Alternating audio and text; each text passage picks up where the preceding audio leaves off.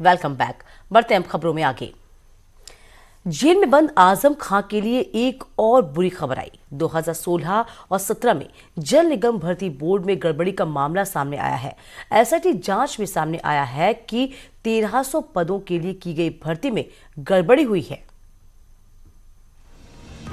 2016-17 में समाजवादी सरकार के दौरान जल निगम भर्ती घोटाले की जांच कर रही एसआईटी टीम ने आजम खान की मुश्किलें बढ़ा दी। आजम खान पर आरोप है कि उनकी देखरेख में 122 सहायक अभियंता, 853 अवर अभियंता, 335 नैतिक लिपिक और 32 आशु लिपिक समेत 1300 पदों में भर्ती की गई, जिसकी जांच कर रही एसआईटी टीम ने गड़बड़ी पाई है। तो उसमें माननीय तत्कालीन अध्यक्ष से लेकर प्रबंध निदेशक और भी अधिकारी उसमें सम्मिलित है। एग्जामिनेशन प्रणाली जो था उस पर कार्रवाई करने के लिए जल निगम अपॉइंटिंग अथॉरिटी है, तो हम लोग कार्रवाई किए हैं, लेकिन क्रिमिनल प्रोसीडिंग्स जो है वो राज्य सरकार के निर्णय पर निर्भर करता है।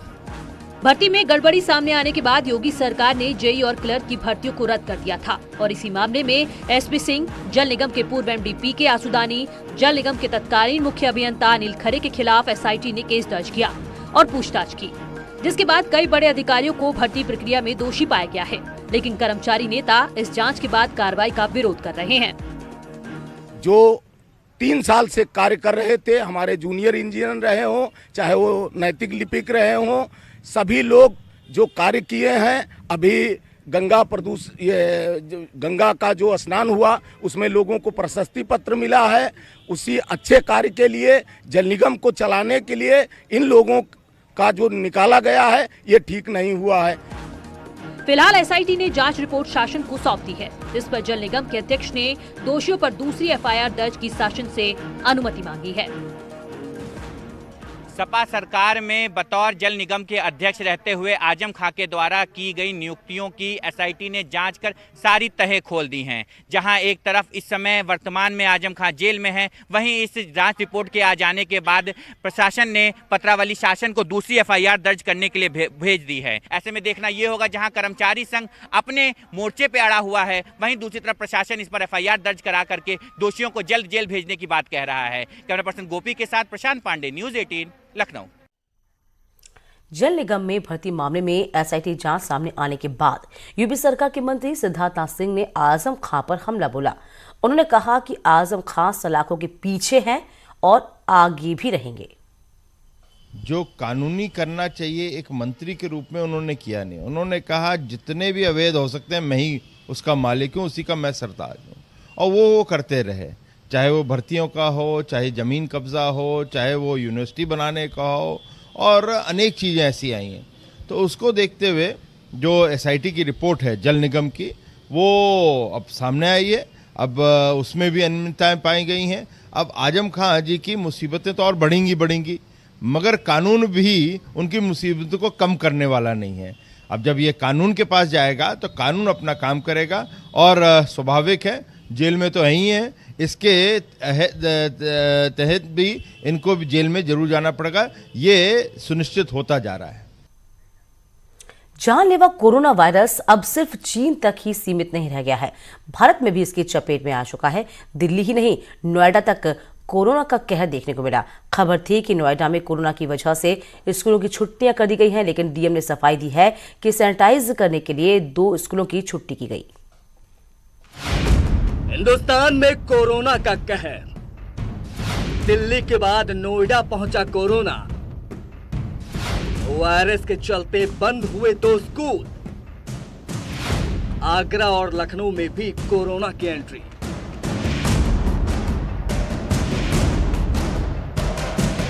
चीन में करीब 3000 लोगों को मौत की नींद सुला चुके कोरोना वायरस ने भारत में भी तेजी से पांव पसारने शुरू कर दिए, और इसका सबसे ज्यादा असर उत्तर प्रदेश में दिखाई दे रहा है।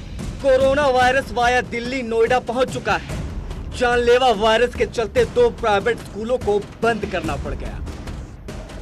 नोएडा सेक्टर 135 में यही वो स्कूल है जहां पर जो बच्चे हैं वो गए थे पार्टी में शामिल होने के लिए। जो युवक इटली से लौट के आया था उसने पार्टी रखी थी दिल्ली में, ऐसा सीएमओ ने बताया। और जिसके बाद में अब जब जानकारी हुई है कि 5 फैमिली वहां शामिल होने गई थी, हालांकि उन लोगों के सैंपल ले लिए गए हैं और स्कूल प्रशासन ने इंटरनल मेल जारी करते हुए जो बच्चे हैं उनको यहाँ पे उनके पेरेंट्स को कहा है उनको ले जाने के लिए। और साथ ही साथ में अगला जो है कब स्कूल प्रशासन नॉर्मल होगा वो उनको द्वारा मेल से सूचना दे दी जाएगी। बताया जा रहा है कि इटली रिटर्न जिस व्यक्ति में कोरोना वायरस की पुष्टि हुई थी उसने दिल्ली में पार्टी दी थी और नोएडा के कुछ परिवार बच्चों सहित उस पार्टी में शामिल हुए थे और वहीं से वायरस नोएडा में दाखिल हुआ। यहाँ से 5 फैमिलीज शामिल हुई थी और उसमें 5 बच्चे स्कूल के। कहाँ हुई थी पार्टी? पार्टी दिल्ली में हुई थी। नोएडा में स्कूल को सैनिटाइज करने के लिए उन्हें 9 तारीख तक बंद कर दिया गया है। लेकिन चिंता की बात तो यह है कि नोएडा के बाद ये जानलेवा वायरस ताज नगरी आगरा और लखनऊ में दस्तक दे चुका है। Bureau report, news 18। होली में लोग एक दूसरे को मुंह मीठा कराते हैं। इस बार भी होली में मीठा जहर आपके घर आने वाला था जो होली के रंग में भंग डाल देती। आप खुद देखिए यूपी में ऑपरेशन मीठा जहर। होली से पहले उत्तर प्रदेश में जहरीली साजिश का खुलासा हुआ है। मेरठ में बरामद किया गया है 1000 किलो जहरीला मावा। ये जहर गुलाब जामुन, पेड़े, बर्फी की शक्ल में आपके घर सप्लाई होने वाला था, क्योंकि होली के पहले से खपाने की पूरी तैयारी कर ली गई थी।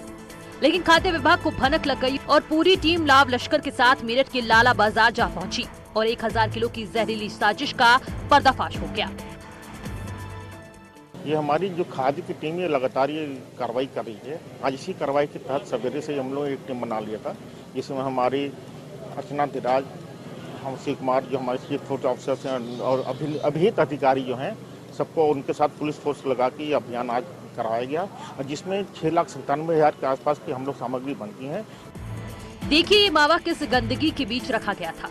गंदे कपड़े और बोरों में इन्हें भरा गया था। खाना तो दूर, इसके पास जाने पर भी बदबू आ रही थी। मावा इतना ज्यादा है कि इसे ले जाने के लिए ट्रॉली बुलवानी पड़ी।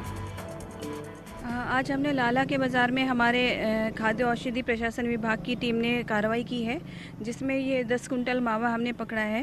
ये प्रथम दृष्टया देखने में सही प्रतीत नहीं हो रहा है, मिलावटी प्रतीत हो रहा है और बहुत ही ज़्यादा अनहाइजीनिक कंडीशन में रखा हुआ है। मावे का सैंपल लैब पहुंचाया गया, जहां जांच में ये बात साफ हो गई है कि ये मावा मिलावटी है। मेरठ खाद्य विभाग ने 1000 किलो नकली मावे को नष्ट कर दिया है और होली के पहले मिलावटखोरों की साजिश को नाकाम करने की मुहिम में जुटी हुई है। और अब बात इसरो की उस महिला वैज्ञानिक की जिसके बिना इसरो की सफलता की कहानी बेमानी है। हम बात कर रहे हैं अनुराधा टीके की, जिन्हें इसरो में पहली महिला सैटेलाइट प्रोजेक्ट डायरेक्टर बनने का गौरव हासिल है।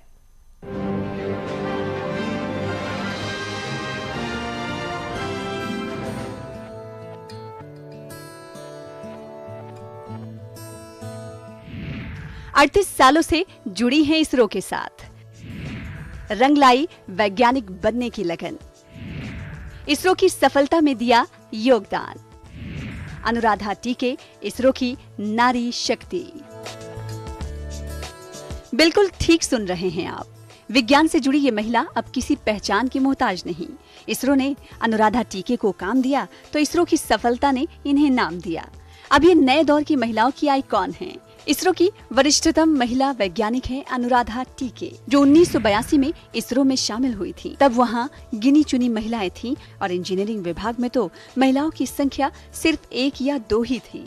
लेकिन अनुराधा को इससे कोई फर्क नहीं पड़ा। विज्ञान से इस कदर लगाव था कि काम पर कोई असर पड़ने ही नहीं दिया। यही वजह है कि इसरो की पहली महिला सैटेलाइट प्रोजेक्ट बनी अनुराधा टीके। ಒಂದು ಸರಳವಾದ ಕನಸಿನೊಂದಿಗೆ ವಿಕ್ರಮ್ ಸಾರಾಭಾಯ್ ಅವರಿಂದ ಮೂಡಿ ಬಂತು. ಅವರು ಒಂದು ಕನಸು ಕಂಡ್ರು, ಅದಕ್ಕೆ ಒಂದು ಬೀಜವನ್ನು ಸಹ ನೆಟ್ಟರು. ಇದರಲ್ಲಿ ನನ್ನ ಸ್ವಂತವಾದದ್ದು ಅಥವಾ ನಾನೊಬ್ಬಳೇ ಮಾಡಿದಂಥದ್ದು ಯಾವುದೂ ಇಲ್ಲ. ವಿಜ್ಞಾನವನ್ನ ವಿಜ್ಞಾನಕ್ಕಾಗಿ ಓದಬೇಕು ಅಂತದಕ್ಕೆ ಒಂದು ಪ್ರೋತ್ಸಾಹ ನೀಡೋದಕ್ಕೆ ಇದು ಒಂದು। फिलहाल अनुराधा टीके इसरो के सैटकॉम की निदेशक हैं। इससे पहले वो भारतीय जियोसैट की प्रोग्राम डायरेक्टर थीं। अनुराधा कई भारतीय अंतरिक्ष कार्यक्रमों में अग्रणी रही हैं। बता दें कि अनुराधा का जन्म 1961 में बेंगलुरु में हुआ था और बेंगलुरु यूनिवर्सिटी के विश्वेश्वरैया कॉलेज ऑफ इंजीनियरिंग से इलेक्ट्रॉनिक्स में ग्रेजुएट हुई और इसरो से जुड़ गईं और अभी सैटेलाइट प्रोजेक्ट डायरेक्टर के रूप में ये GSAT-9, GSAT-17 और GSAT-18 संचार उपग्रहों के प्रक्षेपण का निरीक्षण भी करती हैं। Bureau report, news 18 network. Yogi सरकार के 3 साल पूरे होने को है। ऐसे में योगी सरकार लोगों के सामने अपने 3 साल के कार्यकाल का लेखा जोखा रखने जा रही है।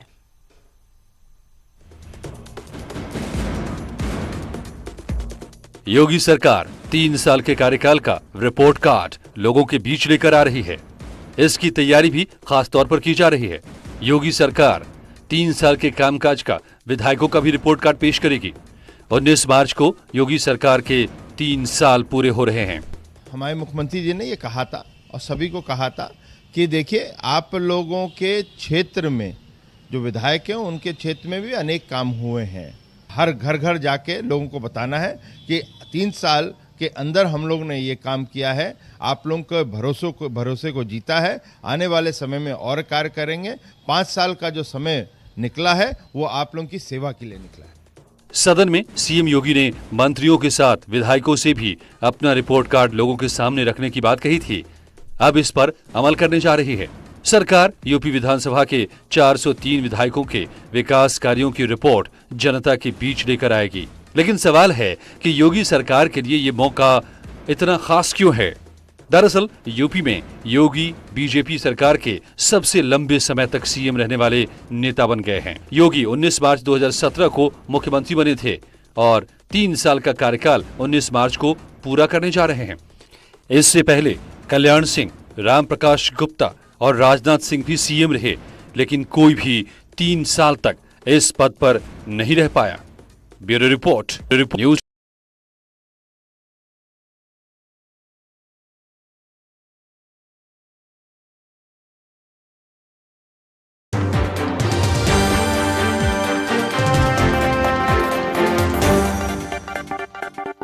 बदहजमी होती है तो किसी भी चीज में मन नहीं लगता। खट्टी डकार